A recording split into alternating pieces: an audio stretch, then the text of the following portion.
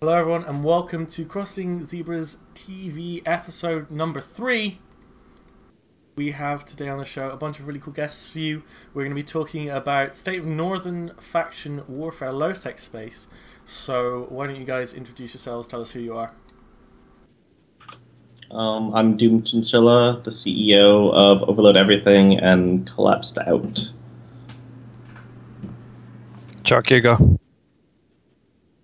Hey, I'm MrChuckNorris. I'm the director of the Bastard Cartel as well as the CEO of Mostly Sober. Right, so I'm Niden. I'm the editor-in-chief for Crossing Zebras. I'm a diplomat, something in GMVA and Federal Union Coalition. General low-sec scumbag. And of course, I'm Apothne, your regular host. I'm a FC in Pandemic Legion and also do a couple of other bits and bobs like running this show, for example. As always, giant thank you to the guys at Eve.bet.com for supporting Crossing Zebras in all our adventures. And yeah, they're awesome guys. You should go there for all your Eve gambling needs. So, gentlemen, what have you been flying in Eve this week? I guess I'll start. So we've done Vector Navies, Absos, of course. My dead slow cat flat feet, and supers to gate camp. Us in the Gamma, we've been flying a lot of T1 cruisers, Vector comps. We've been doing a couple battleship fleets as well. Those have been pretty much the two primary comps we've been flying lately. Yeah, so, I mean, I do a lot of flying with Chuck and the boys. It's been some of the Vectors, some of the battleships. I've been personally doing... Actually, I haven't managed to do T3 destroyers as much as I'd like, but, you know, it's been heavy assault cruisers mostly, some battleships, that kind of thing. As this kind of leads into our next point, Doom, why don't you tell us about that dead slow cat you just mentioned? How did that die? How did that happen? Please do tell us about that. Well, I got this nice combo. We weren't going to show up, and got this nice combo from Arthur something. I don't know, all gal mill and nobodies. Got this nice combo and saying, hey, you want to fight us? You can bring whatever you want. It'll be a good fight. Okay, will be a good fight. I'm like, okay. I'm like looking at my numbers. Like, you know, that it'll only be like slow cats. It's like, yeah, don't worry. It's just good fight with gal mill. Okay, good fight with gal mill. So we show up. We mid everything. We move supers just because we move supers. And so ignoring all this, we also have a returning member, Kaya, who was like, I'm coming back. I'm gonna come join you guys. Everything. He's giving us like intel, trying to post like, Doom, you gotta go on this. You gotta go on this. It'll be dang frag. Just go. So we jump. So we're feeling fishy. We're super whispering back and forth. Like, okay, so we're not gonna use supers. This is dumb. This is probably a bait. This is whatever. So then I type in chat. I say, okay, guys, type a 1 in fleet if you want to go. Type a 2 in fleet if you don't want to go. Everyone typed 1s except one person. Of course, later that's the one person that says, I told you guys it was a trap. So we sino in on station with a heavy sino because I didn't want to get blapped and get split up at the sun. So we sino in. And I have to wait for my sino to go down, and Galmo's like, we're not going to fight you on station. I'm like, well, I got to wait for my sino. So they go to a Poco, start doing everything. So we align to the Poco, warp to the Poco. Lo and behold, as soon as we land, the sino goes up. And guess who jumps in is Death by Design. The very same person who was also on comms with us was on comms with them, feeding every little bit of intel. Now, immediately after that, I'm like, fuck you Galmil, for one, saying good fight with Galmil, because it's not a good fight with Galmil. You just dragged us into like this. And also, like, it was dirty, being that we had a returning member. Afterwards, there was drama, being that he said, oh, I was never friends with them to begin with. You guys are shit. This is just a game. I'm out. I'm quitting later. Okay, burn those bridges. Afterwards, we were kind of pissed at Galmill because the state of low sec right now is, and ironically, we've done some dirty stuff too, is if you backstab or go back on your word, what's there left? I mean, we're small. There's only a few groups in LowSec that are worth anything. And after that, I was like, fuck this. Every single Galmail contact is blacklisted. OE is not bat phoning ever again for Galmail. And after that, some of the responses were like, well, Galmail has never bat phoned you. Ironically, after that, I had 3 combos later through the week of bat phones attempts where they're like, we have like Death by Design or we have Snuffbox. Nope, closed combo. Sorry, guys. You guys fucked yourselves over. And that is the story of my dead slow cats. Do you Although there's no lost mail from me. Yeah, Because I was about to bring that up. From our side, I was one of the Dread pilots that dropped in on top of Doom. So long story short, we were all staged throughout all different locations to where they couldn't actually see where we were dropping in from. So it wasn't like 40 fucking dudes stocked up in station in one random place. So when it kicked off, they told us the fight was going. Sana went in, and we dropped everything in on top of them. The whole ordeal about the good fight, we saw, 25-ish, 22-ish Archons, as well as 9 Supers. So we had fully anticipated Supers coming in, and we didn't want to bait half the fucking Dreads in just to start losing Dreads to an entire Slowcat fleet. So what we ended up doing is we just bombed everything in at once, and we had Predator. Yeah, Predelete was the FC for the Dreads. We drop in and just immediately go for Doom. Doom was the first one we shot in Anslo, and apparently comms were pretty crazy on OE side. Anyway, we just fucking started working through carriers. They weren't as crazy. Like there was someone who was like, "Oh, your comms went." What you're saying is that you both blobbed and headshotted. Is what you're saying? Absolutely. Yeah, well, boy! They thought we were mad that we were being headshot, but it went. I died, so I'm like, I'm down. Okay, James, take over. And then Anslo was and lol. Why would we ever let Anslo FC Slowcats? So then James went down and everything, and then Buho took over. And at that point, it's not chaos. It was us saying, okay, fit stabs, get the exit sign up, get the exit sign up, get the exit sign up. And they're like, okay, and we stayed in a little bit longer because we had to kill Pred's Dread. He had to die. So we killed his Dread, and then we gave the jump out command. So there wasn't as much chaos, maybe, but it could have been, it wasn't as bad as everyone made it out to be. And there was no, it wasn't like Doom's mad that he was headshot. Whatever. I headshot Pred in a fleet when he was a pet to Shadow Cartel. He wasn't even the FC in that fight, and he's just butthurt that our recruitment video is so much better than his. Wow. Well, we were speaking about the... Sorry, Niden, go ahead. I gotta say, I mean, regardless of all this, that recruitment video is fucking baller. You have to see that thing. Fucking... I'm gonna put that in the show notes when I publish the YouTube version of this. It's so fucking nice. Yeah, so we're talking about different low-sec groups. So why don't you guys give us a rundown of everyone who's kind of a player in Northern Low-Sec at the moment, excluding, obviously, the kings of Low-Sec, Snigwaffer. Currently in our theater, we have Overload Everything, obviously. They just recently came back to Aussie. Snuffbox has been pretty active in our area, staging from Sudrento. Vox Populi, I have no idea how the fuck to pronounce that, but they are kind of almost present, but not really. And then Shadow Cartel, they live a good ways away from us, but we do see them from time to time. And then obviously Lord and Savior Galmill. You can't forget their coalition mates, Death by Design and AD, that always show up whenever they need their hands held. Wow. So yeah, what happened to Calmel? I don't actually know. I'll tell you what happened to Calmel. I'll tell you what happened to Calmel. We fucking beat the shit out of them, and then they went over to the east, and they're doing smaller gangs. They're doing the faction warfare thing. They've got some good fights. They've got some interesting stuff going over there. But over on the central Black Rise, northwest Black Rise, Placid, they're just not around. Which is, I understand that they don't really have the numbers and the hardware to be able to compete in the theater. What they are sticking to what they can do, which is over in the east, and that's fine, and they're having a good time as far as I understand. So it sounds like while we're all yelling at each other and dropping slow cats and giant fuck off, ha, I can tank you for days doctrines, they're actually having fun. So if anything, Calmel are winning. In some regards, well, I haven't been over to the east that much because I've been flying a lot in the central Black Rise, northwest Black Rise, some in Placid, and been involved in a lot of the post war, so I can't really tell you. But from what I hear, it's been good fights, lots of stuff going over there, so I'm sure they're having a good time. That's all good, man. Okay, cool. So we're talking about all these heavy hardware doctrines. When I was still in Waffles, which is 5 months ago. It's not actually that long ago. Like, I loved my T1 Cruiser gang fights. Like, and like maybe a little bit of battle cruiser action, maybe some like assault frigs. What happened, guys? I leave and you all start dropping Abstars and Dreads on each other. What happened to good, fun T1 Cruisers? Actually, last night I took out a Vexor fleet.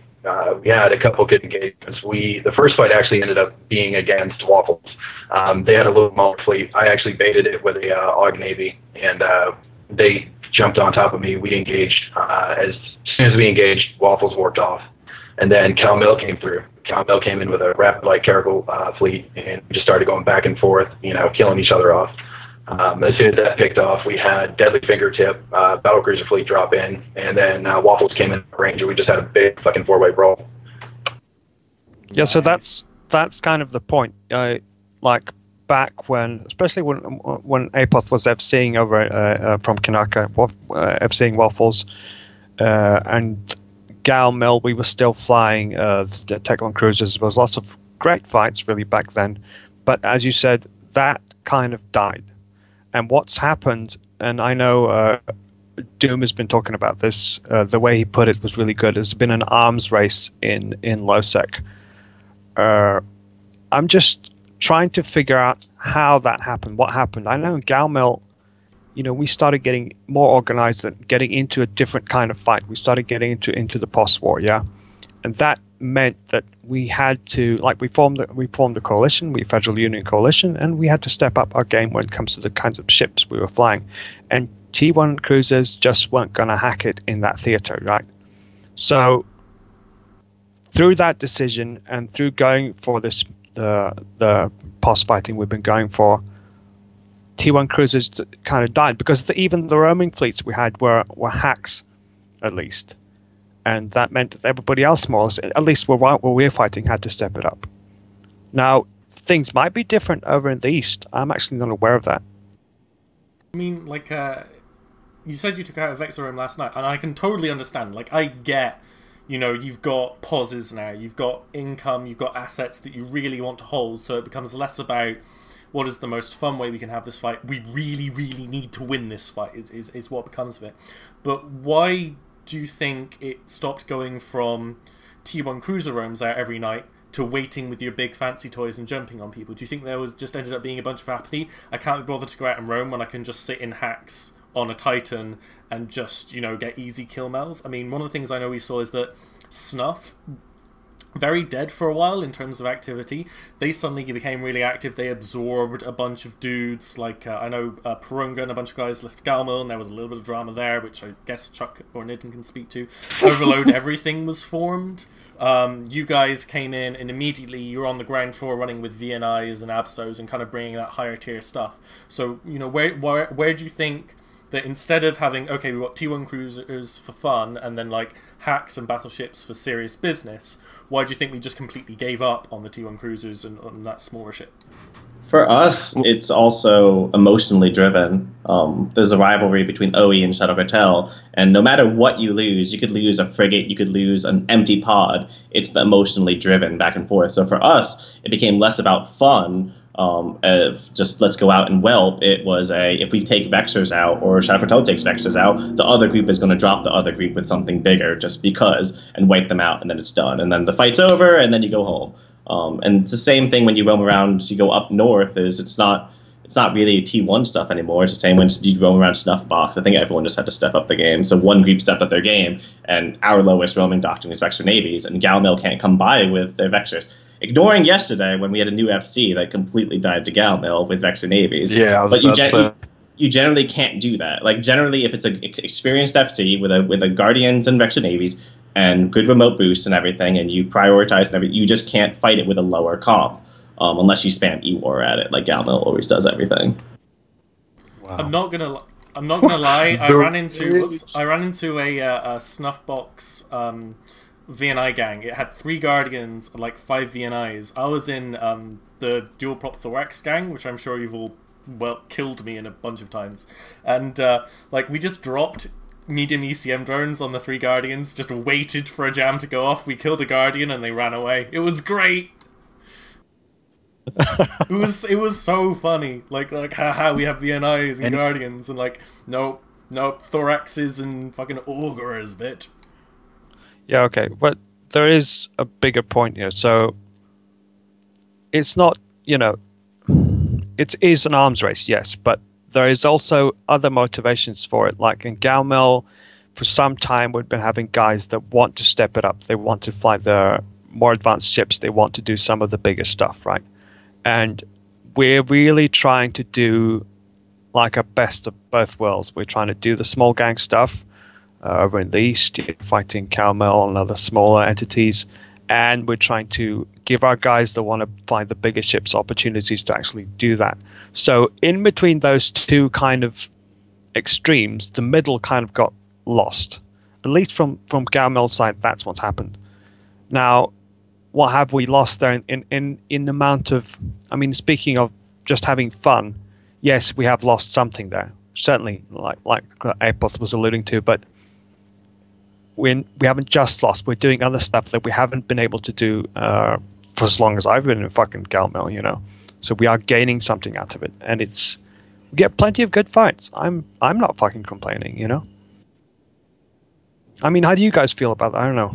I just want to be able to roam in my new. I mean, my Cyclone guys fleet don't and want not to. get If I do a dropped by- T1, someone to post a T1 realm, I mean, maybe if I did, but when some of our other FCs post a T1 realm, they'll get 10, 15 people, and no one has the ships. They have to be handed out the ships.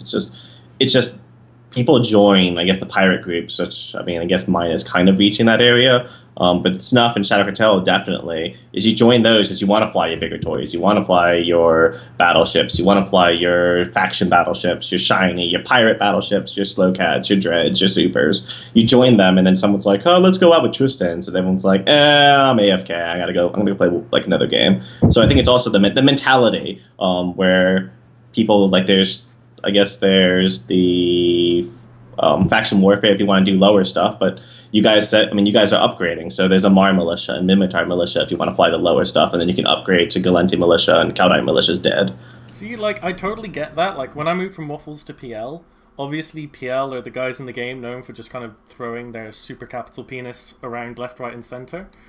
But, like, I mean, I still really love flying T1. Like, my enjoyment from flying a ship comes from taking a hull and getting every last ounce of awesomeness out of that hull possible, whether it's an Incursus or whether it's an Avatar, if I could afford an Avatar. Like, that's what's fun to me. Like, I don't really care if I'm in an Eagle or a Tengu or a Moa, as kind of that scale goes. I just want to do the thing.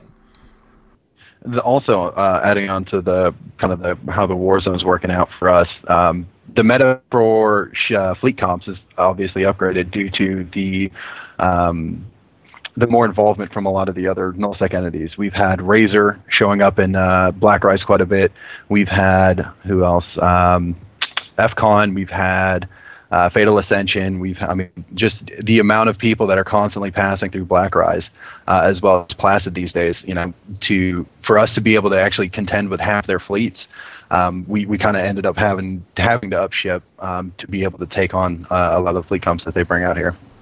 Yeah, I mean, Waffles have been having moon wars. Like, we took all the Galmil moons without too much resistance, so we started working on the CFC moons in the north. What? No, I'm just calling you out for it. I didn't see any Galmil on my Grand Ops. Yes, but we've been fighting CFC in the north, and they'll generally drop, at the moment they really like dropping, like, an Ishtar fleet, kind of standard nullsec shield Ishtar fleet, and then just, like, randomly 2 Scorpions that I don't really understand, because, like, sure, ECM jams are great, but they get tackled and they die because they don't shield tank if you have jams fit on them. So they end up like decloaking Falcons, and again, we're in Ishtars, so you just volley the Falcon. But still, like, we're having more like resistance from them because obviously they can bat phone 200 dudes at will just by sending one ping out. Yeah, I know we had quite a few good fights with Waffles. Was it a couple months back up in Black Rise and Urpike Constellation? Lot of tower wars. We went up against Snig's Shield Ishtar fleet with a lot of armor Ishtars, and it proved pretty effective there for a good while. We even took our armor Ishtars up against their your guys' rail moas, or sorry, eagles. Yeah, your guys' eagle fleet, and we had some really good back and forth action. After a while, Snake started bat phoning either Vox to come and shield Ishtars, or Snuffbox actually ended up showing a couple times of their Legion fleet to assist with taking towers. And it just got to the point to where it was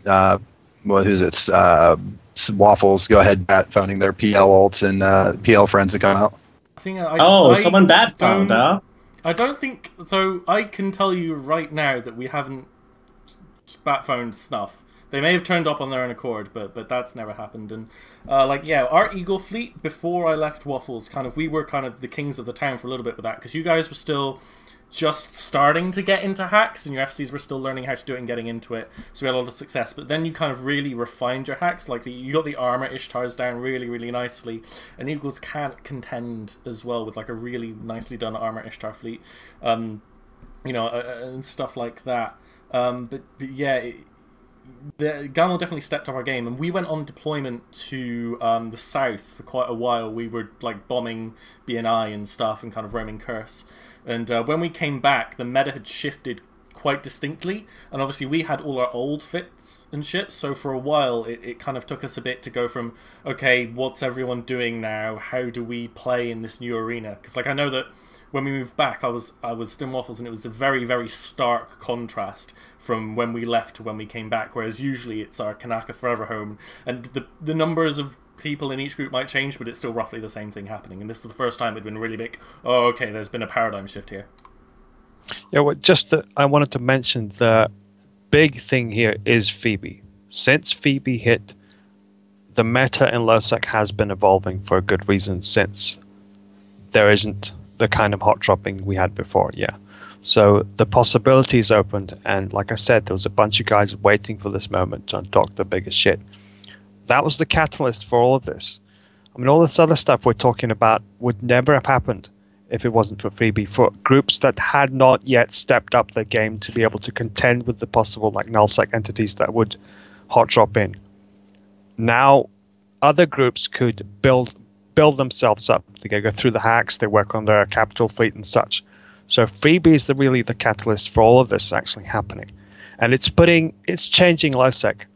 The question becomes, is it changing LoSec to a LoSec that we like? And I know in regards, just to add on to the capital part, in regards to that, you don't see like Shadow Cartel or Snuff moving all the way across the universe in a couple minutes when they get a ping for, oh, hey, we got a Titan tackle.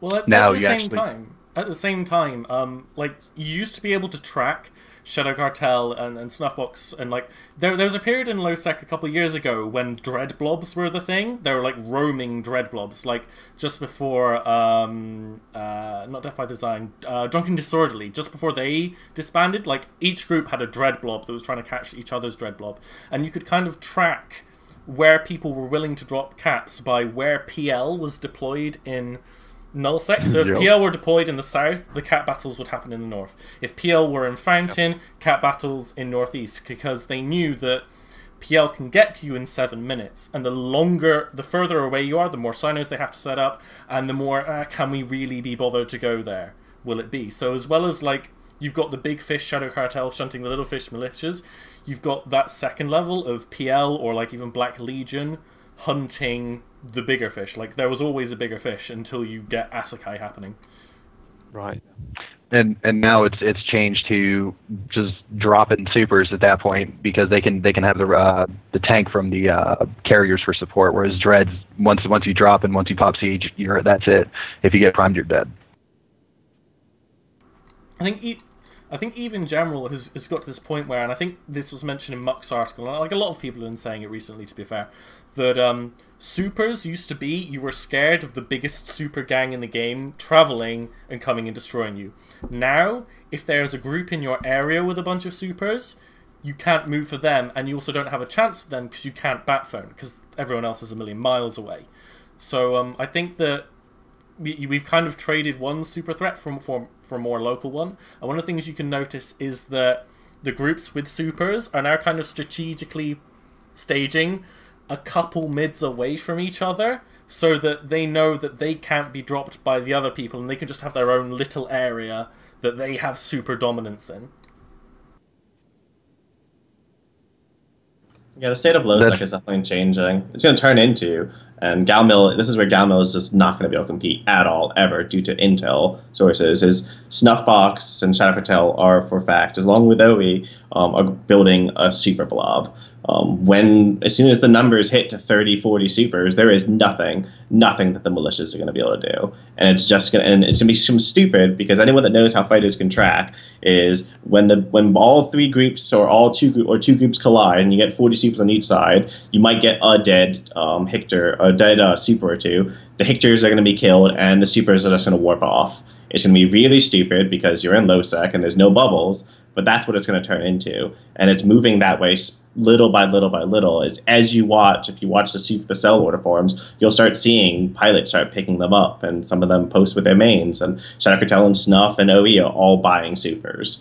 That's where low sec is heading, and it's going to become in the next 2 to 3 months. It's going to get really stupid really fast, especially with the coalitions. One of the things coming we're told it's coming like October, November, December, is our first views of the Super Capital and Titan, that rebalancing finally coming through the system with all these soft changes coming through. And obviously, predominantly, people were calling for this change from a nullsec perspective, as that's where historically, that's where they've been the really, really big players. You needed them to grind the EHP, and then whoever had the biggest super blob could out-escalate and win the fight and grind the structure and win the thing. Whereas now, as you're saying, they're becoming more predominant in low sec. I mean, so when the rebalance comes through, obviously you have to take them to rebalance for all the good things they need to do in null and how they should be weak in null and strong in null. How do you guys think the rebalance of supers should go? So with the null sec in mind, what would you like to see happen to supers with regards to how they interact with low sec? Remove the invulnerability that you are. Wow. So Galmo can just jam us permanently. One Griffin. Celeste's blood, baby. Here we go. Just one Griffin jams a super. No, someone had this great idea of if you allowed supers to fit hick points, so you could have a super pointing another super, you would actually, you guarantee that one of those supers is dying. Because you think about it. I really like that. I legit really like that. At first, it sounds horrible. So it's not like, oh my god, that's shit. Not bubbles. Not bubbles. Like a focus point. So you jump in, you 40 supers, and the immediate command is spread points. You know that every person that's hated. So my super is going to be held down. Paquito's super is going to be held down. And then one of those supers is gonna die. What if you introduced like an officer module? That was the point. Instead of like trying to make the hick point module do it, just have an officer module that like infinite points and breaks through it, and then you could have like that way that you wouldn't just have like cheap T2 fit supers that you just throw away to tackle things. You could just make it capital size, because if you put what we found is you put a price on it, like 10 billion, whatever. PL will every super. I mean, you can honestly say every super. If you could say you can buy a hick point for your super, it could cost 20 billion, and every person in PL would be like, well, I have to have this perp. Every person. So price isn't really the issue. You can make it 400 million, like make it a capital size module. But that's like when you really think about it, that's what it's going to have to be to ensure that supers still die at a rate, because Hictors can't survive. Even though you can overheat your hick point. We had back like a couple months ago, we had Nocturnal Romance tackled on our station where we could flood out Hictors. You could just flood them out. And one super gets on you, you get those super fighters, you get webbed, and you're dead. There is no living through that. There's absolutely no living through that. So you need to have like a 10-to-1 super to Hictor ratio in low sec. And unless you can have a heavy point on it, like a capital, so you would have to make it so that maybe only supers could fit it, or carriers. It's an idea that Fozzie or someone would have to look at, but it's the only way. It looks like the only logical way to ensure that you still die in low sec. I legit really like that idea. Like, that sounds really cool. I mean, do you guys think there's any problems with that? No, Chuck! No! Rip Chuck. Rip Chuck. I'm back. There we go. Now, my idea with the super thing, though, is like so many times we've had supers pointed, whether it's Snuff, whether it's, whoever else. I think we had a count. Actually, Galmil and OE kind of killed a squid super a week or two ago. I can't remember. But the biggest issue is the remote ATM burst. I mean, that just fucking kills it. You know, like Doom was saying, unless you have 10 hicks pointing the damn super, you're not going to catch it. Whereas, what was it, a month or so ago, we actually caught a Snig Titan up in Iralaha. You know, and all that takes is one's hick, and you can hold it down, no fucking problem. You just blob in caps, and it's dead. Was that Dwarf Master's Titan? Oh, that yeah. was sad. Like, it was the dumbest thing. Solo reinforcing pauses for like an hour or something stupid like that. Like, he was gonna die. Like, if you hadn't killed him, PL probably would have killed him for that. Like, they were the fishing crew probably was already setting up mids. Like, they saw it and they're like, we don't care. It's not ours. Just kill it, right? Oh, yeah, he was shooting one of my towers, and we brought it up to Gal Mill, and we're like, hey, you know, this shit's going on. As soon as we brought it up, you know, we started forming hicks and all this kind of crazy shit, and started moving dreads and stuff in the location to drop on it. Apparently, someone put out a ping to Snuff Box, and they kind of took over from there. Yeah. So, question then for you guys: between Shadow Cartel and Snuffbox, who I think we can agree are probably the two the two biggest powerhouses. If it came just to a knife fight, somebody's important something gets tackled and they can't break point, and they decide, okay, we're going all in. This is our Bitakar, this is our Asakai, this is our fuck it, log in everything. Who wins between those two groups? Oh, wow. Shadow Cartel, because they'll have DT and AD there. Yeah. Without a doubt. I was going to say Shadow only for the sole reason that I think I used to fly with Shadow Cartel quite a bit a couple of years back. Snuffbox just bringing in a bunch of new corporations. They're still getting kind of new to working the alliance aspect. Obviously, don't get me wrong. They have a lot of supers. They've got quite a few caps. They're very capable, and they have really good FCs. It's just Shadow Cartel's been doing this shit for years. You know, they've been in the capital game for a while. They've been playing the super blob and all that kind of crap. I think that if it came down to it, mono e mono, I think that they'd actually come out ahead. I don't think it's just that. When I was in Shadow Cartel, we were deathly afraid of Snuffbox. Like, to the point of we were, like, when we jumped in, we'd be like, oh my god, we're going to lose the Snuff. It's more the fact of nowadays of it's why with the numbers that I have, we have to go full slow cat. If you drop supers and Titans without subcap supremacy, you're gonna lose. You need that subcap supremacy. Snuffbox has the capitals, they have the supers, they have the Titans, they don't have this, but they don't have the subcap supremacy at the same time. Shadow Cartel has the numbers and the friends to do both. But you really need both of those, or you need an overwhelming number of slow cats, like PL has proven. If you can get that overwhelming number, you can get 10% tie-dye, you're pretty much good for whatever at that point. But you won't really have that tie-dye being happening in low seg. Yeah. Yeah, but I mean, the other way to break the million supers is just to go full bore with 50-odd Titans, like I don't know, say the Siege of ZXB. I think it was ZXB where NC Dot was defending a system and CFC just went, screw it, we've got the biggest capital dick here, here's 50 Titans to DD your slow cats. It's also whoever escalates first, is how we've seen a lot of the fights go. It's whoever logs in their supers first and drops them.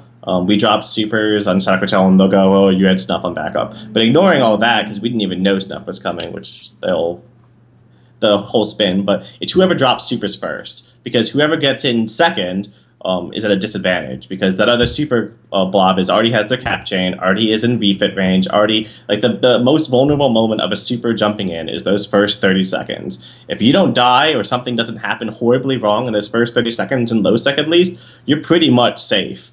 Anyone can come in and you'll just warp out and who cares? But it's really whoever pulls the trigger first. What do you guys think of the change that allowed capital ships to jump through gates? Like, how has that affected your use of them in low sec?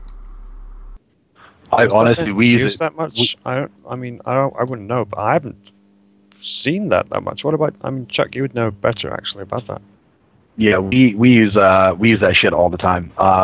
for certain systems that you can't really jump into unless, obviously, with the Phoebe release, cutting the jump range. There's a lot of systems that might be right next door, but they're technically out of the jump range. So we actually use that quite a bit. We use that in the Urpiken campaign against Snig, as well as a couple other theaters that we've been in so far. Yeah, it sucks for us because Galmo can see us coming miles away because we have to take the Vey to Frey gate. And I swear, they see us logging in, they log in Eyes and Vey, they log in Eyes and Frey, they're like, oh, look, OE is moving towards us. Let's see what they bring. This is just... I was going to say, that's the struggle. One disclaimer to the viewers. When Chuck says Snig, he means Snig Waffa, not Sniggard Lee Pandemic Legion. Yeah, Waffles, those guys. Yep, that one. Yeah. But like, I forgot what I was going to say now. So, we're doing a Northern Low-Sec Faction Warfare Area episode. It would be remiss if we didn't actually discuss Faction Warfare, like the actual mechanic, the actual thing itself. Obviously, Galmil are still kind of reigning supreme over Calmil in the north at the moment. I believe there's been word of setting it so that all the factions are against each other, not an alliance versus an alliance of 2 versus 2. It's going to be 1v1v1. So firstly, tell me, what's your opinion on that change, and how do you think that would affect anything, if at all? Honestly, it's a good change. Go ahead, Chuck. No, all I was going to say is that, our biggest hurt right now, or that has always been, is that the AWACS is from Min Mill, and it goes on the same side with Caldari and Amar. We obviously have AWACSers over in Minmatar Space. Minmatar Space have AWACSers over here. So really, it for a while it's already been 1v1v1v1, except for the Huola ordeal. What was it, about a year ago, to where we went over there and helped them bail out from Amar. But I think in the long run, I think it would actually be a lot better to split up everybody else. Yeah, I agree, and this isn't new. It's not a new thing. So last FanFest at the Roundtable for Factional Warfare, Fozzie did the exact same thing, asked the question, the whole room went, yes, please. And then this year at FanFest, when I was there at the Roundtable, same thing. Fozzie asked, do you want to split it up? Everybody goes, yes, please. Let's just say I'm not 100% optimistic that, even though they're saying sort of, yeah, this is going to happen, but there's so much focus on nullsec this year, obviously. I'm not sure if it's going to be done. We'll see. They just want you to say that no. They're just hoping so they don't need to do the extra work. But like, please, just don't say it. I think it'd be cool. I don't know how much bat phoning goes on in between the factions. I know when there was like a Forever War and the Burn Huola campaign, and Galente went down there, and Caldari went down there, and all the factions were down there helping each other. That was pretty cool. And I don't know if that would have happened had there not been some sort of alliance in between the groups, or maybe there would have been, and it would have become a massive four-way. I don't really know. It's more likely takes stuff like that away. Yeah, okay, so that is a good point, and that campaign was really cool. It's one of those great things about factional warfare that happened. But you gain so many other things, so many other possibilities for groups to move and fight each other. You get more fights on a base level. You get more fights in general, and that, I think, is what most people in factional warfare are looking for.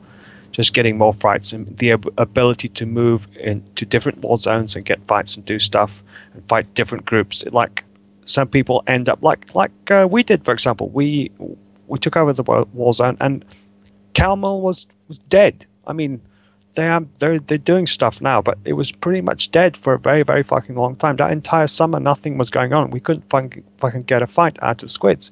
Anyway, we could roam for like 3 hours. Nothing happened. So for groups to be able to, okay, nothing's going on here, let's go find one of these other factions, that's a good thing. I actually agree with that. At times we've debated, and I think Waffles has debated it, there's a couple groups that have debated it, is putting yourselves into faction warfare just to help push the war zone. Like at times I debated, sat there for a while, and I'm pretty sure I'd lose like half of my membership because they don't want to get in frigates and everything. Yeah. I mean, I know Waffles were considering it. Like, yeah, just to push the war zone. It's so much easier. You don't have to mess about with standings. You don't have to suddenly gain 1 million blues and deal with all that mechanical stuff. You can just say, hey, look, if you want to take this system, we won't shoot you. And you say, this will last for 48 hours. hell, we'll go camp the other guys undock if you want. Go take the system. We want to help you guys out a bit. But like full joining as like a pirate group that wants to be able to still just kind of do whatever you want whenever you want. It just doesn't make sense from a perspective of a group like that. I don't think still. The main thing for us is it would take away too many potential targets to shoot. As much as like we complain and we whine, and I'll beat the propaganda of we're little and everyone else is ganging up on us. It's nice to have, like, if people like you, you have less people to shoot. If people aren't bat-voting against you, you have less people to shoot. If you're not losing fights, well, what do you? I mean, it's nice every now and then to lose fights because then you have something to work towards. You have something to plan. Because if you win all the time, it's just like, okay, let's just keep blobbing them with the same old. It's nice to be at times to be in a war zone where each side is looking to get an upper hand over each other. And I think if I could say I could join Kadai Militia and be able to shoot everyone except Kadai Militia, I think it would be a lot easier to spin than losing a whole nother faction to shoot. Okay. So before I say the next thing, we're going to try a new feature of Crossing Zebras TV. We're gonna try and do a Q&A for the last like 10 minutes of the show in a little bit. So if you have any questions for anyone here, it can be for everyone here or just any one of them, just say, put a question in the chat. I've got it open on my other monitor, and we'll come to them when we come to them. But while you guys are thinking about what questions you might ask or just trolling us or whatever, I want to know what the current Plex meta is. Like, I know that Tristan's were a thing for a while, and like max stabs all the time. In terms of the raw plexing mechanic and the best shits to use, what state is faction warfare in with regards to the actual, what's the best way to take over faction warfare, and is that a good play style and an interesting and fun play style?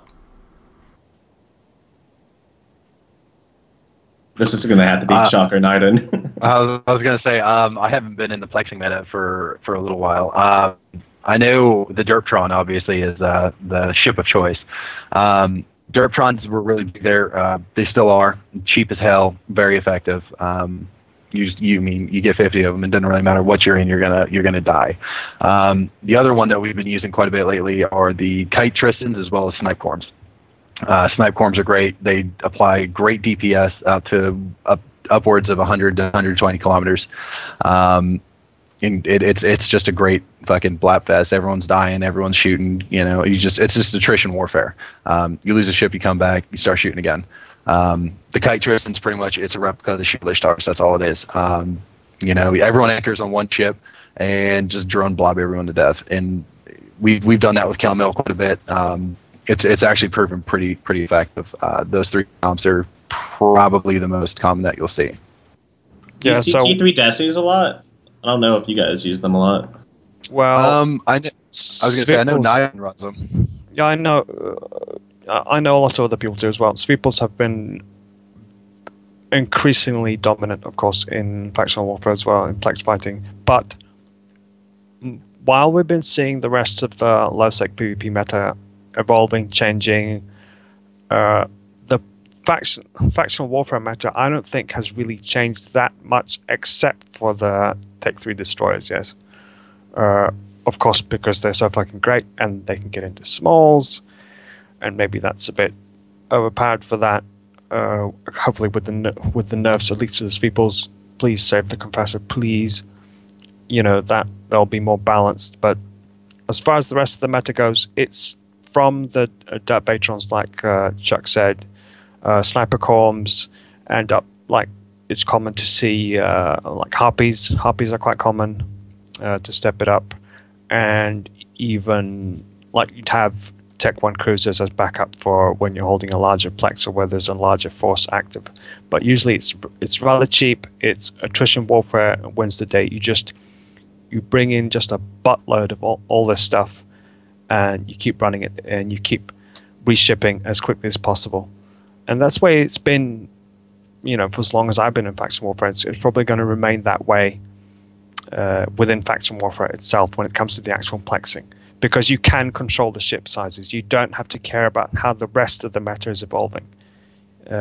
So there hasn't been really a reason for that to change as much, barring the Tech 3 destroyers. Yeah, the Sweeples have become the most dominant thing in planks fighting. One of the things someone's asking in the chat is, why is the Svipple so good? Why is it so cancerous? Why is it so horrible? Why does everyone hate it? So anyone feel free to say. It's so fast. It's so much it's fitting. No. Let's say it's so everything, dude. Have you seen the fits? God damn it! The fucking what's it like? 41k HP fucking Svipple.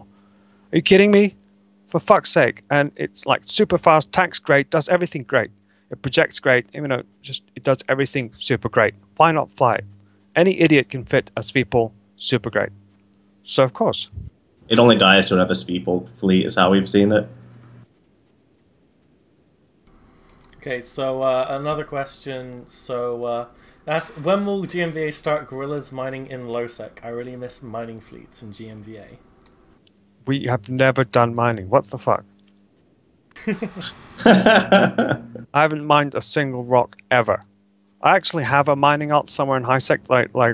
I made I'm gonna make some money on this. I haven't used it yet.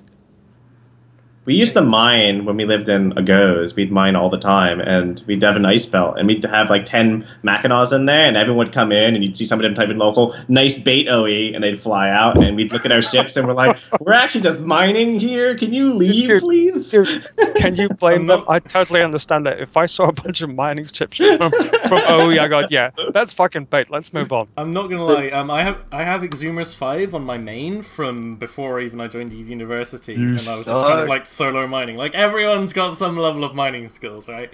But like this was again when I was in Waffles, and it was getting to the point where I had to like start using ults, because if my main was in a fleet, a lot of groups wouldn't fight Waffles because they were scared of me for some reason.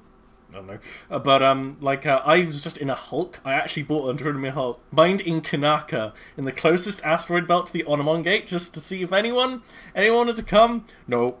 Not a single dude. Like, 20-man rushing gang came in. Their inti came on grid, saw me, and left. Just warped away. I can buy that. I know. The Mackinaws are pretty tanky now, too. They're pretty scary. How can you... I mean, it's a fucking low sec. Of course you're going to think bait. Jesus, of course you're going to think bait. I run the issue that my name... I run the issue my name is Chuck Norris, and everyone tries to see that if they can fight Chuck Norris and live. So I always get pointed. Yeah, but that's just because you've got an amazing name. Like, that's... It is an amazing cool name.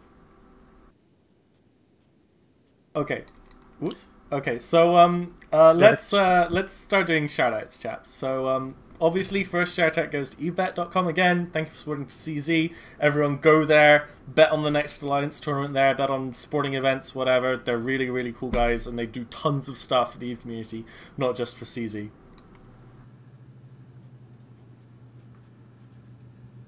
Somebody else go.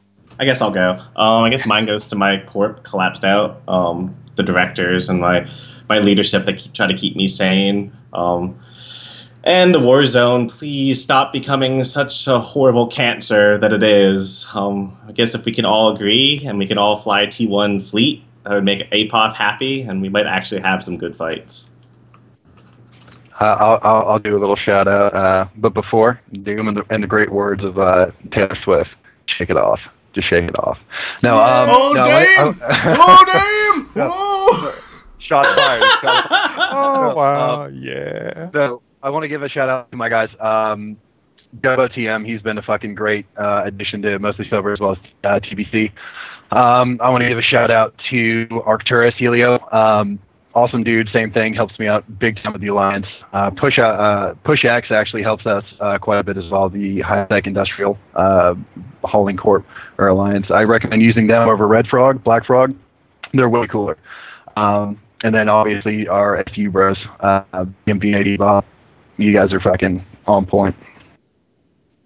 Cool. All right, so my shout-outs, let's see. Of course, my GMBA dudes.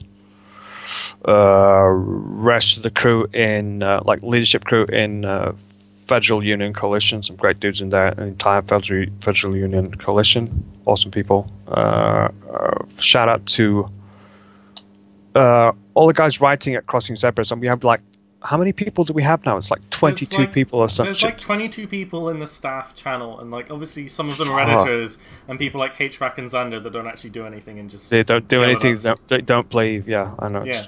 Why do we keep them around? I don't know. Anyway, like big shout outs to all the new writers. You've made me obsolete. You've got Gorski and Muck. What am I supposed to do? No. See, that's you and Gorski are my main issue because you fuckers write so fucking much. How am I supposed to edit all that shit? Fucking Gorski writes 3 articles a week.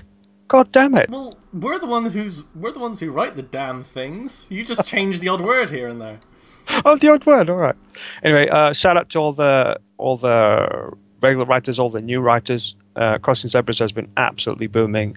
And again, shout out to Ep.3. I mean, these people aren't just taking your fucking money. They're investing into the community. They're investing in sites like Crossing Zebras. They're arranging events, doing all kinds of stuff, and they're really cool dudes. And I mean, even if you go to Ep.3 and you happen to lose, it does happen, that money gets invested in lots of cool stuff that you use, you can enjoy. So go to Ep.3, spend some money, maybe you'll win some. It's a good time. We plugged the sponsors pretty well this episode. I'm pretty pleased with us. Well, if somebody should wish to apply to join the Crossing Zaf team, is there a point of contact in which they could apply to be a writer? Yeah, sure. So you can tweet me. You can tweet it's Niden_GMBA. You can tweet at Xander's fucking, I don't remember what his Twitter handle. Midi something. Midi some. What the fuck is that? Anyway. I don't know. He doesn't do anything anyway. He doesn't do anything anyway. But you can also mail us at staff@crossingzebras.com. I will take a look when I get some time at all the submissions that come in. Xander also takes a look at all the stuff that comes in. If it's something interesting, we'll get back to you. If it's not interesting, we'll still get back to you and tell you what we're looking for. Maybe it's not that. But yeah, if you think you can contribute, the style we write, it's more of a magazine kind of style. If you think you could contribute to that, please contact us. We'll gladly look at your stuff and tell you what's up.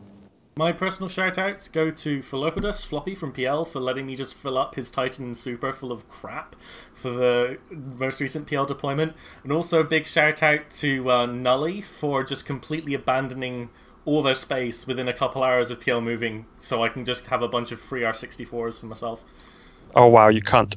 Wow. One day he'll get a seat. If they don't want them, like, they were just handing them out like candy at the moment. There's like 70 R64s in Esoteria alone. In GMBA, we're happy with like, oh man, we have R32s. It's so great. You want one of my R64s, Niden? I'll give you one. Yeah, private one, thanks. I hear Taka just you.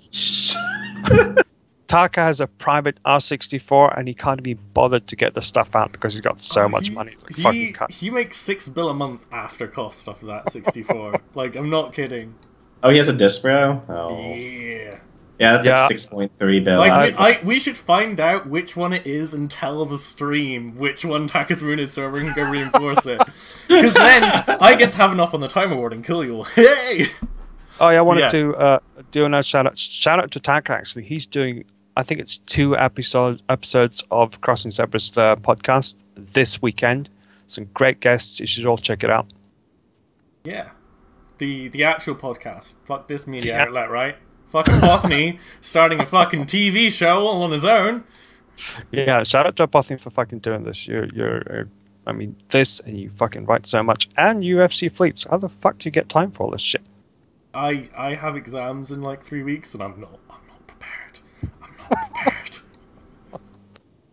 Okay, thank you so much for watching, guys. We'll be back same time next week, Saturday, 1900 Eve time, I think we do. It's like an hour before the meta show, so, like, they get like 10 times the viewer numbers, but we're cooler. We actually talk about the game. So, again, thank you, guests. Doom, Niden, CZTV for coming.